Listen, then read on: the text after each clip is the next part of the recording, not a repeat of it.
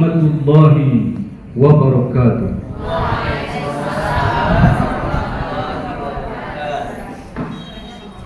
Alhamdulillah, alhamdulillahi rabbil alamin.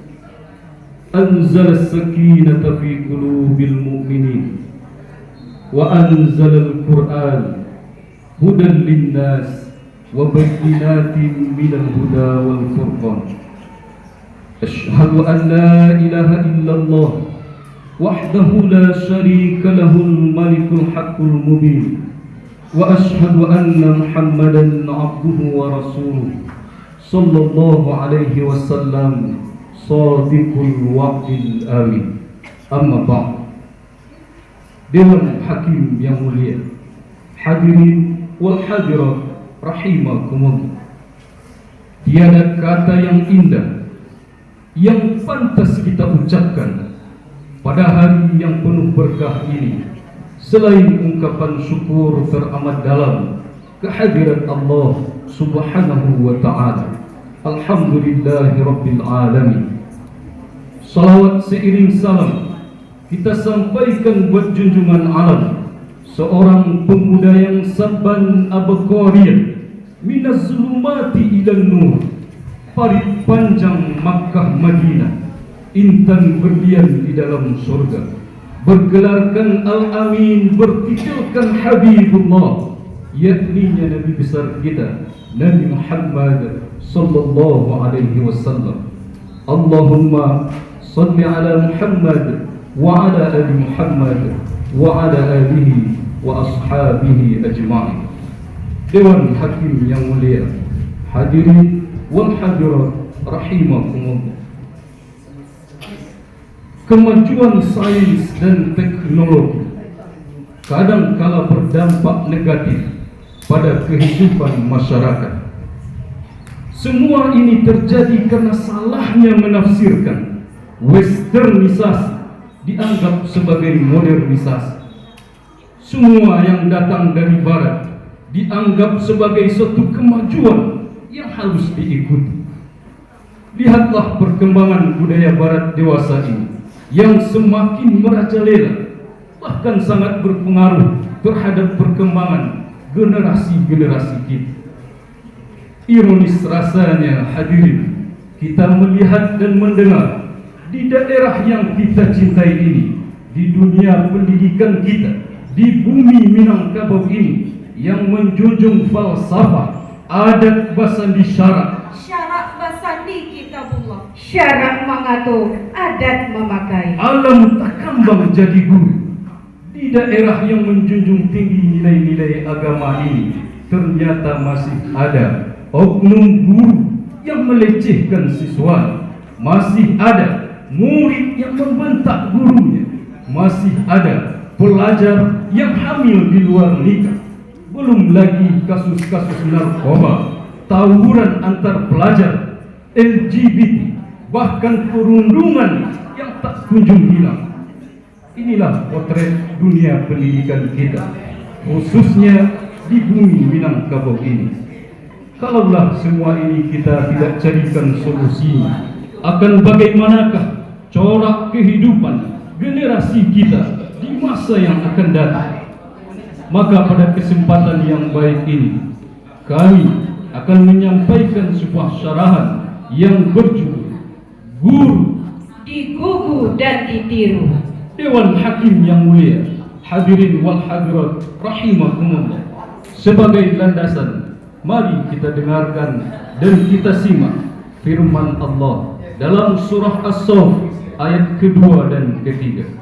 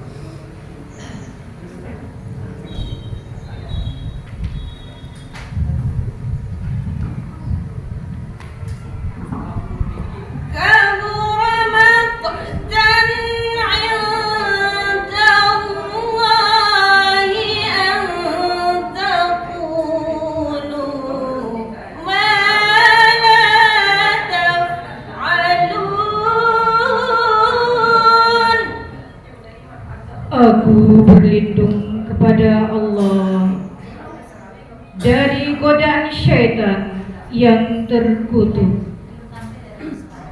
Dengan menyebut nama Allah yang Maha Pengasih lagi Maha Penyayang.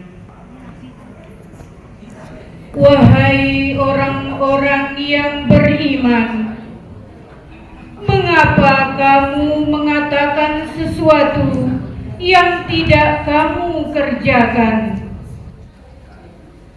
Dewan Hakim yang mulia, hadirin wal hadirat rahimakumullah.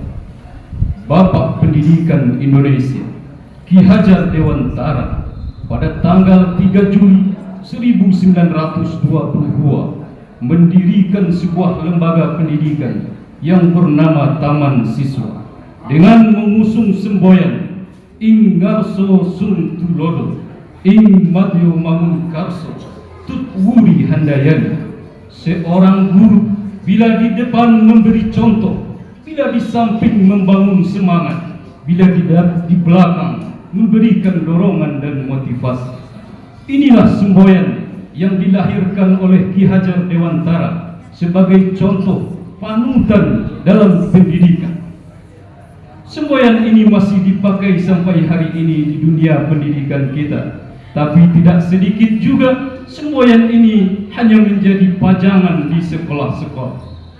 Hadirin wa hadirat rahimakumullah, guru adalah panutan dalam kehidupan. Maka simaklah asal muasal kata guru yang merupakan akronim dari kata digugu dan ditiru. Seorang guru tidak cukup hanya dengan ilmu yang luas saja, tetapi dia harus mampu memposisikan dirinya sebagai tauladan dalam kehidupan yang akan digugu dan ditiru, terutama oleh murid-muridnya.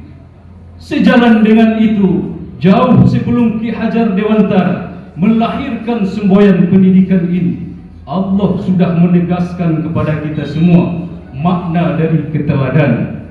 Kata Allah, bagi siapa yang mengaku dirinya beriman, maka mutlak dia mampu menjadi tauladan dalam kehidupan. Apa makna teladan dari Allah ini? Sesuainya ucapan dan perbuatan. Apabila ucapan dan perbuatan telah berseberangan, maka kita tergolong dalam kelompok munafik. Kaburu maqtan indallah, amat besar kebencian di sisi Allah bagi orang-orang yang mengatakan tapi dia tidak mengerjakannya. Dewan Hakim yang mulia, hadirin wal hadirat rahimakumullah. Nabi besar kita, Nabi Muhammad sallallahu alaihi wasallam, hidup di masa jahiliyah di mana akhlak manusia di zaman itu lebih parah dari akhlak manusia dibandingkan di zaman kita hari ini. Innama bu'istu liutammima makarimal akhlak. Beliau tuntaskan tugasnya dalam rangka memperbaiki akhlak manusia. Ternyata Nabi kita berhasil.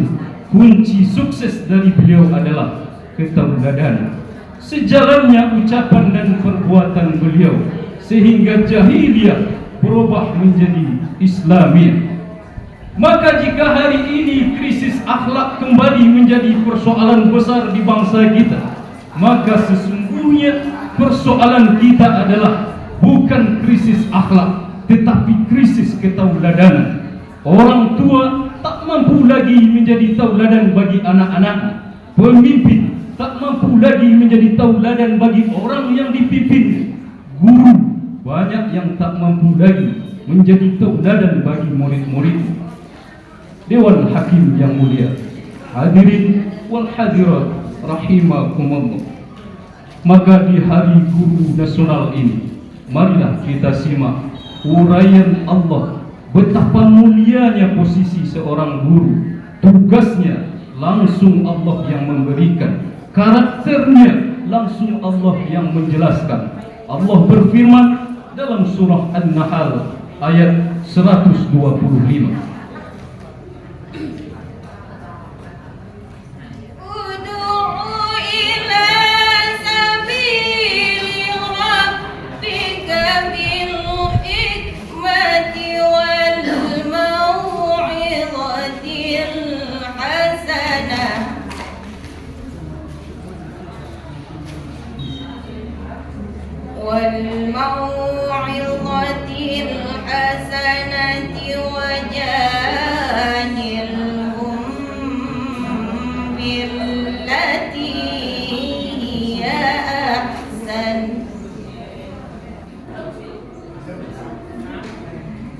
innahu a'lamu biman dhalla an sabilihi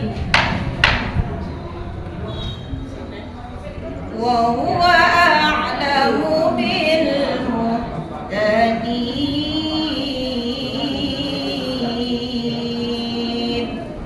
Shadaqallahul azim. Serulah manusia ke jalan Tuhanmu dengan hikmah dan pengajaran yang baik, dan berdebatlah dengan mereka dengan cara yang baik. Sesungguhnya Tuhanmu, Dialah yang lebih mengetahui siapa yang sesat di jalannya, dan Dialah yang lebih mengetahui siapa yang mendapat petunjuk. Maha benar Allah dengan segala firman-Nya. Dewan Hakim yang mulia, hadirin wal hadirat rahimakumullah. Subhanallah, dalam ayat ini Allah jelaskan dengan sejelas-jelasnya bahwa tugas mulia seorang guru. Yang pertama, guru haruslah mengajak murid-muridnya, menyeru manusia kemana harus diseru. Allah gariskan ketentuannya, ajaklah manusia ke jalan Tuhan. Betapa banyak jalan dalam kehidupan ini, tapi jalan kebaikan hanyalah jalan yang diridhoi oleh Allah Subhanahu wa ta'ala. Dalam mengajak manusia, kata Allah, ajaklah dengan hikmah. Dalam kitab tafsir Jalalain dan dalam kitab tafsir Al-Misbah, al-hikmah maknanya adalah Al-Quran. Seorang guru dalam mengajak manusia harus menyandarkan ilmunya kepada Al-Quran dan Sunnah Nabi. Yang ketiga, ajaklah manusia dengan mau'izah hasan, dengan pengajaran yang baik, tutur kata yang lembut, budi pekerti yang baik, sehingga mudah diterima di hati setiap yang mendengar. Seandainya ada bantahan, perdebatan, maka seorang guru pun wajib membantahnya. Tapi kata Allah, debatlah dengan kebaikan. Terakhir, seorang guru setelah menunaikan kewajiban, usaha sudah maksimal, maka tawakal ala Allah, serahkan hasilnya hanya kepada Allah Subhanahu wa ta'ala, karena hidayah itu hanyalah milik Allah Subhanahu wa ta'ala. Dewan Hakim yang mulia, hadirin wal hadirat rahimakumullah, sebagai kesimpulan syarahan kita hari ini adalah di antara banyaknya persoalan akhlak di negeri kita, khususnya di dunia pendidikan kita, maka mari kita kembali ke jalan Allah dan tuntunan Rasulullah sallallahu alaihi wasallam. Mari jadikan ketauladanan, mari bumikan ketauladanan dalam setiap pengabdian kita. Jadilah guru yang diguru dan ditiru. Semoga bermanfaat. Akhirul kalam, mari kita berharap dan bermohon, semoga guru-guru yang telah memberikan nilai-nilai kebaikan kepada kita dijaga oleh Allah Subhanahu wa ta'ala, dijaga kehidupannya, diselamatkan seluruh keturunannya, dan dikumpulkan nanti bersama kita dalam surga yang telah Allah janjikan. Hadanallahu wa iyyakum ajma'in, wa billahi taufiq wal hidayah. Wassalamu alaikum warahmatullahi wabarakatuh.